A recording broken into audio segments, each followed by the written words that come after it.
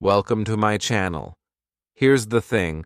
How is it that you can understand English, but you can't speak it fluently?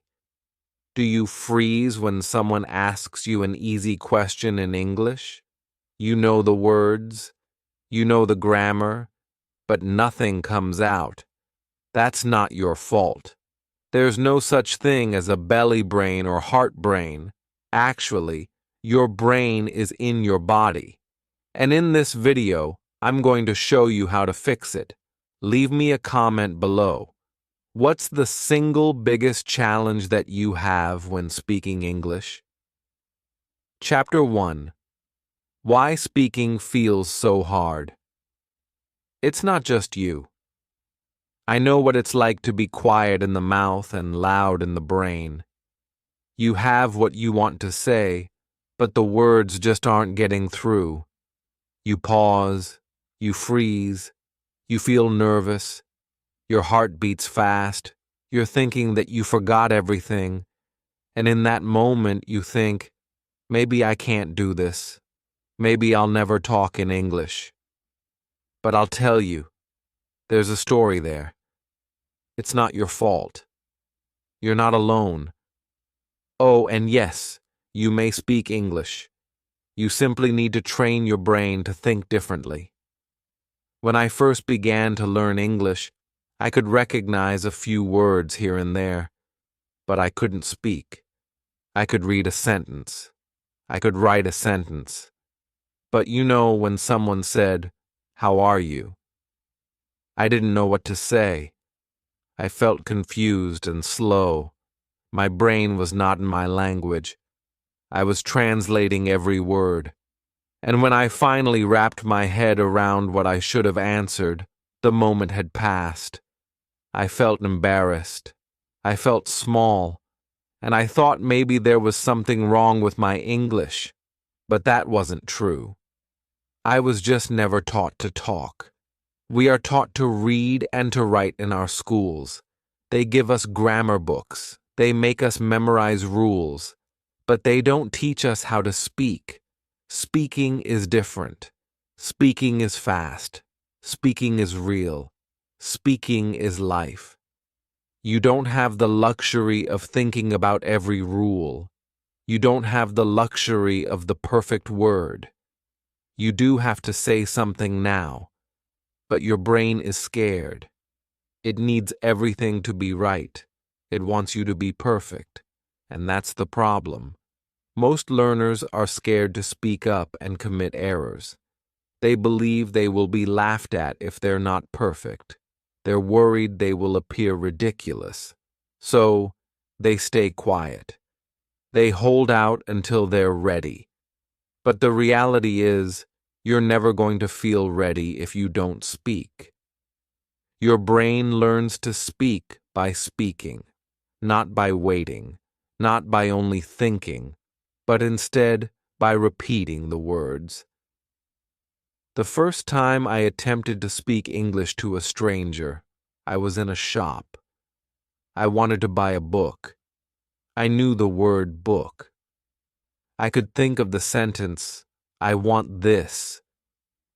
But when I saw the shopkeeper, I got frightened. I forgot everything. I just pointed.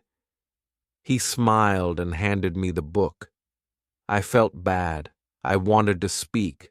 I wanted to use my words. I went home and cried a bit. But that moment changed me. I told myself, next time, I'll say it. And I did. The next time, I managed to say one sentence. The next time, I said two. My words were not perfect. My grammar had mistakes, but I was speaking. And that's what matters. Because when you speak a foreign language, your brain speeds up. With each attempt, you make your fear smaller. When you say something out loud, you gain more conviction. Let me tell you one big truth. You don't need impeccable grammar to speak English. You don't need a large vocabulary. You don't have to sound like a native. You just need to speak. Just one little sentence can be a blast. Even "How are you?" is a victory. So is "My name is Ali." Your brain learns through repetition. The more you talk, the more your brain registers English as normal. So if you get stuck, if you get shy, if you feel like your own mouth won't work, just know you're not alone. Many people feel this way. It's not that you suck at English. What it means is that your brain needs training. The good news is you can train it. You can change it. And together, we will do that in the coming chapters. From now on, I want you to make me one promise. Don't look for the right moment. Not feeling like whispering to someone who speaks to you first. Start speaking now. Even if it's only to yourself. Even if it's just one word. Because that little word can make a big change. Your English brain is holding back. Let's wake it up. Let's train it. Chapter 2. How the brain learns to speak. Your brain is amazing. It can learn anything. It just requires the proper method. When you were a baby, you didn't learn any grammar. You didn't use a textbook. You listened. You copied. You made sounds. And gradually, you began speaking. One word, then two, then full sentences. You made mistakes, but your parents were still smiling. They clapped. They encouraged you. That's how you acquired your first language, naturally. Not by thinking, but by doing. And this is how your brain likes to learn English as well. But now, plenty of learners try to learn a different way. They read big grammar books. They make long lists of vocabulary. They attempt to memorize 50 words a day. But the moment they open their mouths, their mind goes blank. Why? It makes sense. The brain is not a filing cabinet. It's a habit machine. It doesn't want you to recall rules. It wants you to taste the language, to use it, to say it over and over until it's automatic, like walking, like riding a bicycle. And once you train it, there it is, on its own. Think about this. Do you say good morning and halt to translate it in your head? Your brain already knows it. You've heard it before. You've said it so many times. Now it feels natural. This is the secret. Your brain gets good at what it does a lot. That's why the most overused words become your strongest. And those words you never say, your brain forgets them. So if you want to speak English naturally, don't learn all of the words. Just use the ones you need, again and again, in small, daily steps. I remember my own journey. I would write down any new words I came across. My notebook was full, but I couldn't speak. I knew opportunity and determination, but I didn't know, can I help you? I saw that I was acquiring English like a student, not as a speaker. So I changed my way. I started small. I focused on the words I spoke every day. I repeated them out loud. I applied them in very short sentences. I didn't worry about big words anymore. I focused on what I needed. That changed everything. The brain loves patterns. It listens. It copies. It makes connections. Hearing a sentence over and over makes it stick. You repeat a sentence often enough, and your brain doesn't forget it. That's why listening and repeating is so powerful. That's why shadowing works. When you copy the sounds, the rhythm, the emotion, you are charting a new course in your brain, a path that leads to fluency, a road that takes you to speaking without fear. Your brain is also very fond of feelings. If it makes you laugh or cry, you remember it longer. That's why boring classes don't work. That's why English at school doesn't last. But if you see a funny video or a sad story, you know it word for word. Use this. Learn English with something that is close to your heart. A song, a cartoon, a podcast, a short story. Let the language sink into your brain. That's how it grows stronger. You don't need to speak fast. You don't need to be perfect. You just need to show up every day. A little speaking, a little listening, a little thinking in English. That's the way your brain will begin to flip. From learning mode to speaking mode. From sluggish to speed of light translation. You won't even notice it. One day, you'll just open your mouth and say something, and it will occur to you, that wasn't a translation. I just said it. That's the moment we're working toward. So don't worry if it's slow. Don't worry if you forget. Each time you open your mouth, you're working your brain out. Every time you listen, you're feeding your brain. You try every day. You are constructing something solid. Trust your brain. It wants to help you. But you have to train it, as if it's a muscle.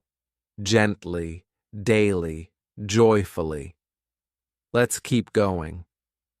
In the next chapter, I'll tell you how to create the habit of speaking, even if you are completely by yourself.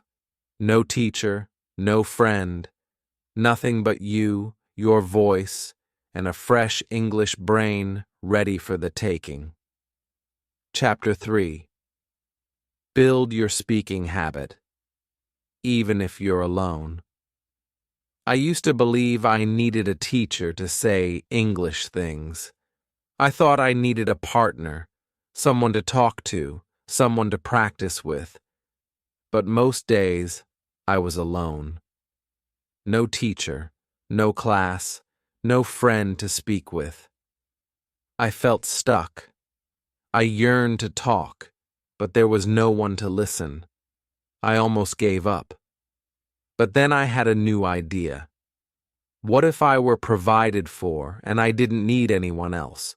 What if I could train myself? So I started small. I looked in the mirror. I said, "Hello." Then I said, "How are you?" I smiled at myself. At first, I felt silly. It felt odd to speak to a mirror, but slowly it became normal.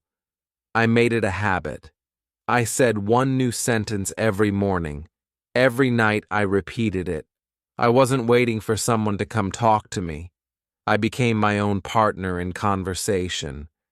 And it worked. Speaking alone is powerful. Your brain actually listens to yourself speak. It recalls what it feels like to speak English. The sound, the movement, the emotion. You don't need an audience. You just need to start. You sit there and you can talk to yourself. When you cook, when you walk, when you look in the mirror, just say something. Even one sentence. I am going to the kitchen. I like this shirt. Today is sunny. The little things make a big difference. I also used my phone. I opened the voice recorder. I said a sentence. Then I played it back. I listened to my voice. Initially, I didn't like the sound of my own voice. My English felt strange. But slowly, over time, I began seeing progress. My words became smoother. My voice became stronger. I could hear my own growth, and that gave me hope. It made me hungry for more. I made simple prompts. I wrote them on paper. Tell how your day went. Write about your favorite food. What do you do on weekends? I answered out loud. I didn't think too much. I didn't try to be perfect. I just spoke. One sentence, then two, then more. The more I talked, the more natural it felt. My mind began to comprehend. This is normal now. That's how habits begin. There were hard days, days when I couldn't speak up, days when I was tired or shy. But I made a rule. Just one sentence a day, that's all. No pressure, no stress, just one. And all but one day, I wanted to say more. After that first sentence, I enjoyed it. I felt free. I wasn't afraid to screw up because no one was watching, no one was judging. It was just me and my voice. I also talked to objects. Yes, objects.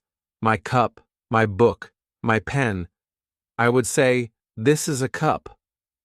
The cup is red. I drink tea from this cup." It's silly, but it works. The point, you see, is not to get this all perfect. The goal is to speak, to use English in real life. And real life begins in your room, with your things, with your daily habits. Don't be sad if you're alone. Stop waiting for someone to save you. You have everything you need. You have your voice. You have your mind. You have the will to learn. Speak out loud. Talk to yourself. Record your voice. Make it a habit. One small step every day. That's how big changes occur. And one more thing. Know that fluency is not magic. It is not a gift. It is a habit, a daily practice. Don't make a big promise to yourself. Just say, "I will speak today, even if it's just one line." That promise will serve you well. In the next chapter, I'm going to reveal a secret to you that forever revolutionized my speaking. It's called shadowing. It feels like magic, but it's real, and it can speed up your brain. Are you ready? Chapter 4. The Shadowing Secret. Speak like a native. Shadowing is one of the most effective methods for training your brain to actually speak English. It's really odd at first, but it works like magic.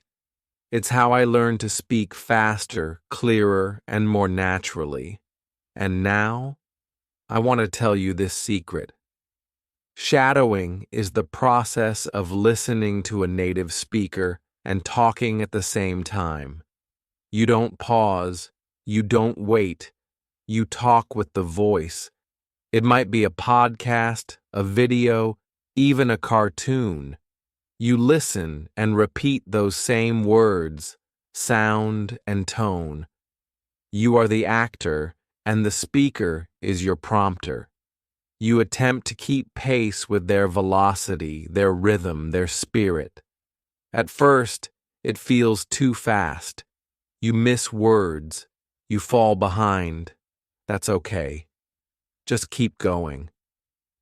I chose a short video when I experimented with it for the first time. It was slow and clear. I played it. I listened. Then I spoke along. My voice was shaking. I missed many words. I couldn't match the speaker, but I didn't stop. I did it again and again. I picked the same video 7 days in a row. I repeated it every day, and something remarkable happened. On the 3rd day, I felt a little better. On the 5th day, I spoke almost simultaneously. On the 7th day, I was able to pronounce every single word perfectly. That was the moment I knew my brain was learning. My brain was changing, and I was not only thinking in English, I was talking. And it felt good. It felt real. I was not reciting from a book. I didn't have a pen and paper. I was talking like a real person, like a native speaker, like someone who chooses to use English in their life. Shadowing trains your tongue. It trains your ears. It also teaches you how native English actually sounds. You listen to the music of the language, the rise and fall, the stress and pause. You're not thinking about grammar. You don't worry about rules. You just feel the language. Your brain listens. Your mouth moves. And gradually, they start collaborating. The best part? You don't need anyone. Just choose a video, put on your earphones, play, listen, speak. That's it. 10 minutes every day. Choose topics you enjoy. Choose speakers you like. And most important of all, opt for things that are not too fast. If it's too difficult, slow down. Use the speed tool. Start small, start slow, but don't stop. I used to shadow on foot. I'd walk in the park with my earphones. I would listen and speak. People looked at me. Some smiled. Some thought I was speaking to another person. But I didn't care. I knew I was training. I was creating something solid. I was training my brain to talk bravely. You will make mistakes. You will mix words. You will forget lines. That's normal. But then you take a second shot, and your brain accelerates. Each time you say it, your voice gets stronger. It's like exercise. The more you do it, the more comfortable you'll be. And one day, you'll speak English without even noticing. That's the power of shadowing. So today, I want you to try it. Choose one video. Listen and speak. Just 5 minutes. No pressure, no fear. Just try. Even if it feels strange, even if it feels hard, your brain will thank you. Your voice will thank you. Your future self will be grateful. Chapter 5. Don't memorize, visualize. And in the next chapter, we're going to go a step further. We're going to discuss how to end the madness of memorizing and start seeing English, because the brain remembers what it sees more than what it reads. And when you see your own words, you begin speaking with power. I used to draw up these lists of English words. I'd write them in my notebook every day. I tried to memorize them. 10 words, 20 words, 50 words. I said them over and over. I assumed this was how you speak English. But a few days later, I no longer remembered them. I just looked at the words and they seemed like strangers. I knew I had remembered these kids from somewhere, but my brain had forgotten. I felt confused. I was feeling like my time was being wasted. And then I discovered something important. Your brain is not good at memorization. Your brain likes to imagine. It likes pictures. It remembers what it sees, what it touches, what it engages with. If I say apple, and you have an image of a red apple in your hand, you remember it. But if all you do is read apple on a page, your brain could not care less. That's why memorization feels tough. This is why most people forget. I changed my method. I stopped writing long lists. I began to close my eyes and visualize the words. When I said book, I was thinking book. I imagined holding it, turning the pages, reading it. When I wrote rain, I could feel the water on my skin. I was listening to the rain. I saw the gray sky. I associated the word with an image. And guess what? I didn't forget the word. It stayed in my mind. It became part of me. You don't have to try to memorize English. You have to actually live it in your mind. Make every word a picture. Make every sentence a story. If you hear the word kitchen, picture your kitchen. What's on the table? What smells are there? What do you do there? Speak about it. I am in the kitchen. I am making tea. The cup is hot. Your brain sees it.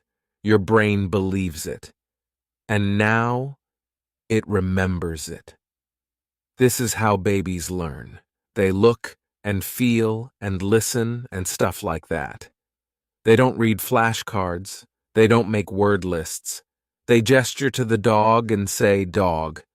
They hear the word and they see the thing. That's how they learn. You can do the same. Even as an adult, it's never too late. Your brain can still draw vivid pictures. I began doing this every day. I picked 5 words. I crafted a little story in my mind, with pictures, with action, with emotion. I wake up. I open the window. The sun is bright. I drink water. I feel fresh. I saw it all in my mind. It felt real. It was as if I was living inside English. And gradually, I began to talk better. Not because I had more words at my disposal, but because I remembered them better. You can do this too. When you learn a word, ask yourself, what does it look like? What does it feel like? Can I think about a short film? Here's what you can do to stop forgetting. You want to be training your brain so that words stick, not slide. You can also use your phone's photos or draw or watch videos. Use your senses. Hear the word. Say the word. See the word. Live the word. That's how it becomes real. That's how it gets natural. If you hate learning only to forget, this is the solution. Don't just study English. Visualize it. Feel it. See it. Use it. Bring it into your life. Chapter 6. The Talk Think Talk Loop. In the next chapter, you will learn how to train your brain to not overthink. We'll bust the bad psychological habit of thinking before we speak. I can teach you the Talk Think Talk method. It's simple, and it changes everything. For a long time, I made one major blunder. I always thought first, then I tried to speak. I wrote and rehearsed every sentence in my head before I was ready to say it. I checked the grammar. I was looking for the appropriate word. And before I could say anything, it was over. The other person was long gone. I was left behind. I felt slow. I felt stuck. I thought I wasn't smart enough to talk fast, but that was not true. The problem, it turned out, was my habit. I was taught to think before I say something. I needed to unlearn it.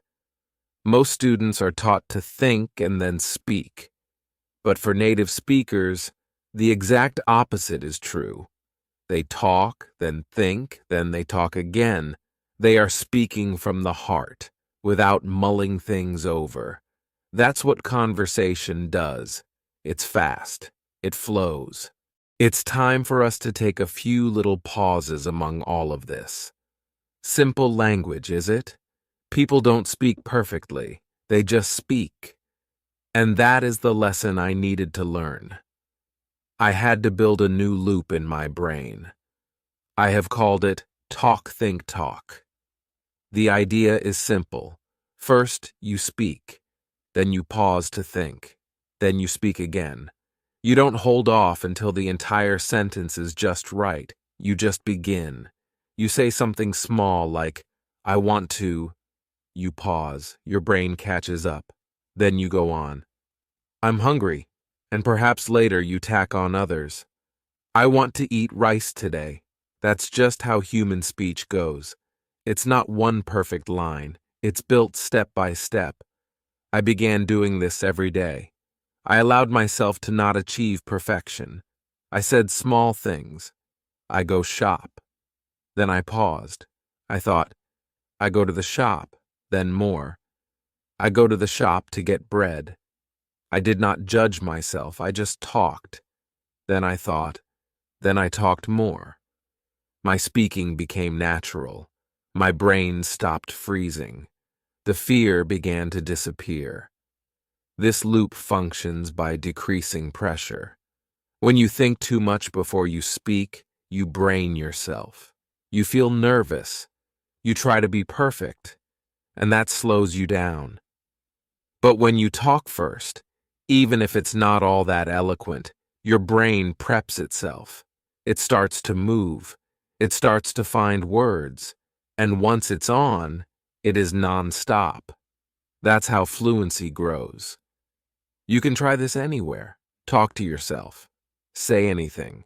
Start with small lines. I like... Pause. I like music. Add more. In the morning, I like music. Keep going. You do not need to use big words. You only have to open your mouth. Move your mind. Let the words trickle in, one by one. I also recorded myself. I said short phrases. Then I listened. Each time I got a little bit better. I didn't get off track after one mistake. I just tried again. Sometimes I used a timer. I allowed myself 30 seconds to speak about a single topic. I didn't plan. I just spoke. I used the words I knew, and each time I was a little less nervous. Your aim is not to learn it 100%. Your target is how English feels. Forget the touch for now. Your objective is to keep the conversation flowing, even if it's slow, even if it's simple. You can say, I don't know the word. You can say, let me think. Those are genuine English expressions. Use them. They buy you time. They keep you in the know. Remember, talk first, then think, then talk again. That trains your brain to remain addicted. It keeps you speaking. It stops the silence. It gives you rhythm. And soon enough, you will notice you're going to start talking more. You're thinking less, and your sentences are welling up, spooling out. Chapter 7. Mistakes are tools, not failures. In the next chapter, we will talk about something that worries many students, errors. But I'm going to show you the truth. Mistakes are not your enemy. They are your best teacher. And when you do change how you feel about them, your English will progress faster than ever before. I used to be terrible at making errors. Every time I made one, I felt like a little tiny person. I felt like I failed. I wanted to hide. I wanted to be invisible. I was like, if I trip, people are going to laugh. They will think I'm stupid. They'll offer me the correction in an impolite manner. So, I stopped speaking. I stayed quiet. I waited until I was speaking perfectly. But that day never came. It only got more and more difficult the longer I waited. I was stuck. But then something happened. I was talking to a friend. I said a sentence. I said it wrong.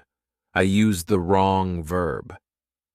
I saw her smile, not even in a bad way, in a nice way. She corrected me gently. She said, "It's okay. You're learning. Try again." I did, and I said it right. That tiny instant altered everything. There was one huge truth I realized. When you make mistakes, it doesn't mean you're finished. They are the beginning. If you would like to train your brain to speak English fluently, you have to accept mistakes. You must welcome them. Smile when you make them. Learn from them. Speak again. That is how fluency is built, not by being perfect, but by being fearless. I began to act differently. I made a mistake notebook. When I messed up, I wrote it in my notes. I wrote the wrong sentence. Then I wrote the right one. I reviewed it every week. And guess what happened? I quit repeating those same mistakes. I made new ones, but not the old ones. That's called learning. Speak even if you're not sure of what you're saying. Talk even when you are nervous. Say the wrong word. Use the wrong tense. It doesn't matter, because the more you talk, the better you get. You don't need perfect English to talk. You need courage. You need honesty. You need action. Those who learn quickly are not the smartest. They're the ones who try hardest. They make the most mistakes. They laugh at themselves. They grow. You can be that person too. So don't hide from mistakes. Don't run from them. Run toward them. Every mistake I make is a step forward, you tell yourself. You say, mistakes are my friends, because they are. We will go further into your heart from here. I'll demonstrate how talking about your actual feelings, not the canned lines you hear, can transform how you speak. When you are speaking from your heart, your words arrive more quickly, more naturally, more powerfully. Let's unlock that next. Chapter 8: Emotional Practice. Speak what you feel. When I began speaking English, I learned what most learners do. Hello, how are you? My name is Alex. These were easy. I practiced them many times. But after that, I was at a loss for words. I didn't know how to put into words what I was really feeling. I wanted to say, I am nervous today, or I am happy because I have passed my exam. But sentences like those, they didn't come out. I was stuck again. Not because I couldn't find words. The problem was, I didn't know how to speak from the heart. Eventually, one day, my friend said to me, "How are you feeling today?" I wanted to say, "I'm tired. I wasn't sleeping well last night." But I couldn't. I said, "I'm fine." It was not true. I didn't feel fine. But I didn't know how to express my actual feelings. And I realized something crucial in that moment. To speak English, it is not enough to know the grammar or the rules. It's also about emotions, real emotions. The human brain remembers better when it feels something. When you express what you feel, it stays in your heart. You don't forget them. If you are sad, say it. I feel sad today. If you are excited, say it. I'm looking forward to the weekend. These are not large, hard sentences. They are simple, but they are true. And when you tell the truth, you talk in your natural voice. I began doing this daily. I looked at myself in the mirror and wondered, how am I feeling? I answered in English. Some days I said, I feel fine. Some days I'd say, I'm feeling tired. I'm afraid, I said some days. And gradually, the words from my heart came.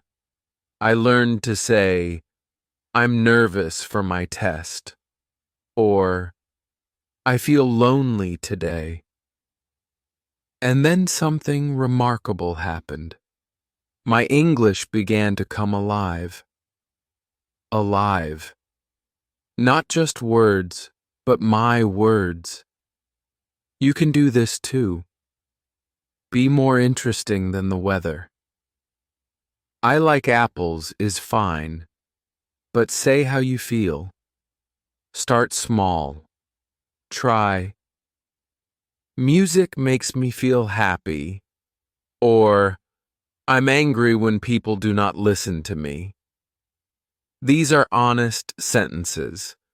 Your brain latches onto them, and the words are true because they're easy to say. I jotted down how I felt in a notebook.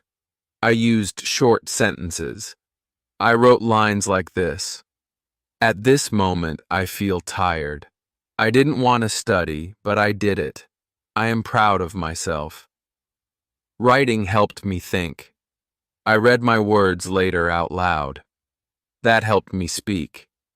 Seeing how I was feeling, in English, was empowering to me.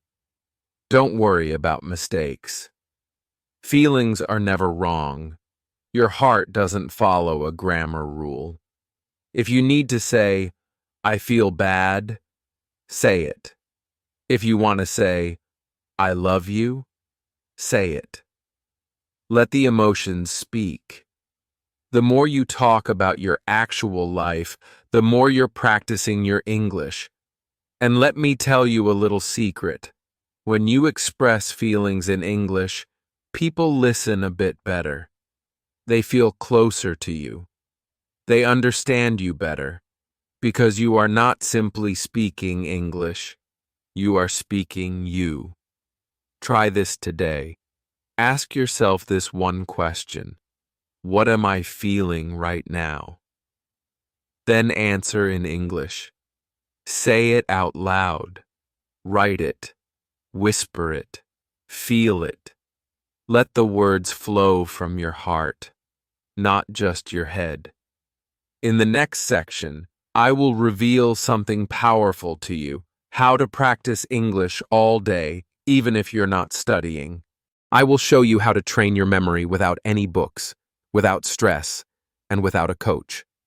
Your brain never stops learning, even in silence.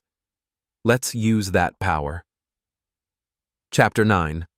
Practice without practice. Daily brain tricks. I believed before that English was learned only during study time. I thought I had to sit with a book or watch a lesson to get better. But then I noticed something. The more I listened, the better I spoke. On the days when I really maintained good flow, the days I thought in English, it was clearer to me, faster. I was learning even when I wasn't studying. I came to understand. Your mind is always ticking, even when you are not trying. That was a big discovery. I didn't need more hours. I just needed smarter habits. So I started doing small things. I set my phone to English. At first I was confused, but soon I got used to it. English words would leap out at me whenever I opened my phone. Messages, settings, battery. I didn't study them. I just kept seeing them again and again. My brain recalled them without strain. It became normal, like breathing. I started to think in English, too. Not all the time, just little thoughts. Instead of saying to myself, I said, I'm going to drink water. Instead of, I said, this looks good. No one heard me, but my brain did. And little by little, those small thoughts turned into actual sentences. I love to improvise too. One of my favorite tricks was to use elements from my surroundings. I stared at my chair and said, this is a chair. It is brown. I sit on it. I glanced down at my shoes. These are my shoes. I wear them to school. I looked at my bag. My bag is so heavy today. These were not big lessons, but they were powerful because it was real English, used in my real life. Another trick was questions. I posed myself simple questions in English. What time is it? What am I doing now? What will I eat? Then I answered, it's 6 o'clock. I am walking. I will eat rice. These mini exchanges strengthened my brain. I wasn't sitting there waiting for someone to come talk to me. I was practicing alone, silently, naturally. Occasionally, I would wander around and talk about what I saw. The sky is blue. The trees are green. A cat is running. It felt like a game. It made learning fun. And it worked. I didn't need a classroom. The world was my classroom. I made everything I saw a lesson, and I used music too. I played English songs. I didn't get all the words, but I listened. I felt the rhythm. I sang along. Despite my failures, I never stopped singing. It made my tongue faster. It made my ears sharper. And it made me happy. And that's the best part. It should feel good to learn. I talked to myself under my breath when I was near other people too. If I was on a bus, I murmured a sentence. If I was standing in line, I rehearsed a question. No one noticed, but my brain did. My mouth did. And with each little whisper, I was constructing fluency. You don't require additional study time. You need more English moments. 5 seconds, 10 seconds, little windows in your day. They add up. They make a difference. Your brain absolutely adores these gentle strokes. They don't feel heavy. They feel easy, natural, gentle. So your challenge is this. Don't wait for the ideal time. Use what you have, your phone, your thoughts, your room, your day. Speak when no one is looking. Practice thinking in English when you're daydreaming. Explain your universe as you would if you were a child. Recite short phrases as a mantra. I can do this. English is in me. I am learning. And remember, this is not more work. This is smart work. This is your brain training minus the pressure. This is fluency with no stress. This is the hidden secret that most people are unaware of. In the final chapter, we'll tie together everything. I'm going to teach you how to go from thought to speech, fluently, naturally, confidently. This is the time when your new English brain comes alive. Chapter 10. From Thinking to Speaking. Your new English brain.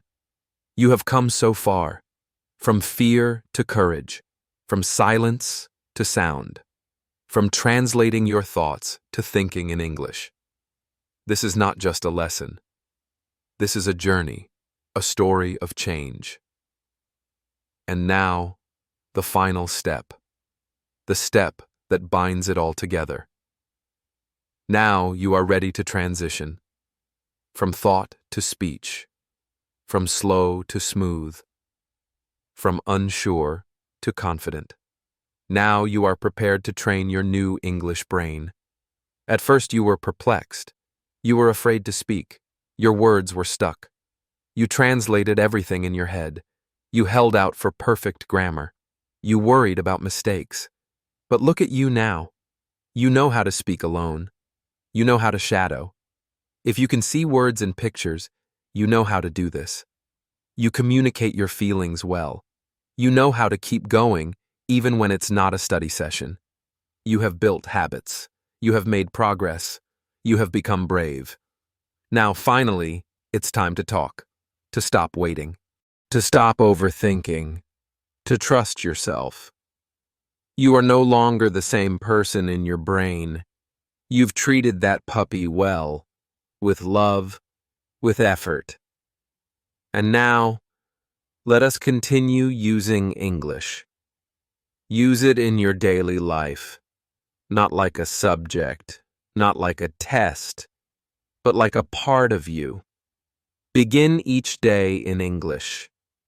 Say, "Good morning. Today will be a good day." Speak to yourself while you brush your teeth. I am brushing now. The water is cold. Walk and think in English. I see a tree. It's tall. I like the wind today. Speak your thoughts. Speak your truth. Speak your daily life, even if it's simple, even if it's short, even if no one listens. Because someone is listening, your brain. Don't try to speak fast. Don't try to sound like something you are not. Speak like you. Slow is okay. Quiet is okay. Mistakes are okay. But speak one sentence every day. one idea, every moment. The more you speak, the less you think. The less you think, the more fluent you feel. And one day, you'll wake up. And you're not translating. You're just speaking, naturally, easily, calmly. And when somebody looks at you and says, "How did you learn English?" you can smile and say, "I trained my brain." You may say, "When I was afraid, I simply spoke. I practiced when I was tired. I believed in small steps." And you will be right. That is how fluency is born, not in a day with one book, but with a daily trust. You now have tools, you have techniques, you have stories, but above all, you have belief. You believe in yourself. You believe you can speak, and you can. So go ahead. Speak today. Speak now. Don't wait for the right time. Here are 4 reminders. Don't let someone else carry your load. You are your best teacher. Your voice is your greatest classroom. Your heart is your greatest navigational tool. This is your English brain on a foreign language. It's active, it's alive, and it's only beginning. If you enjoyed this journey, hit the like button. It makes it easier for more learners to discover. Leave a comment. What part of your brain feels the most different after watching this video? And don't forget to subscribe. I make videos to help you speak fluent English with love, confidence, and real-life stories. Keep speaking, keep feeling, keep growing. Your voice matters, and you're just getting started. Thank you for watching.